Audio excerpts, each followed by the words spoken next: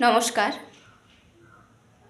রজত শুভ্র মজুমদারের লেখা কবিতা দাগ। সব দাগ মোছা যায় না সুচরিতা।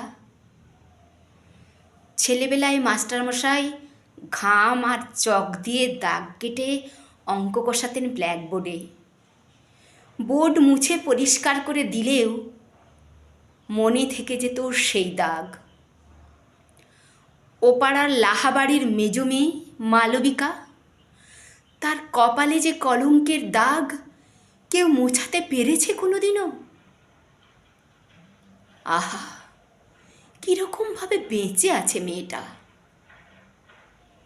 কিংবা যে ছেলেটার ক্ষতবিক্ষত লাশটা হসপিটাল মর্গে এইমাত্র আইডেন্টিফাই করে এলো ওর মা মরা বাপ, কিভাবে জানো?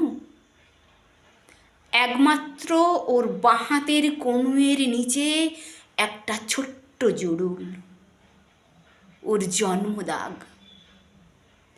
ওটাই চিনিয়েছে ওকে। সুচরিতা, সমস্ত আরব সাগরের জলও মোছাতে পারেনি ম্যাকবেথের হাতের দাগ। তুমি জানো না, সম্পর্ক মুছে যায়, সম্পর্কের দাগ মোছা যায় না। নমস্কার।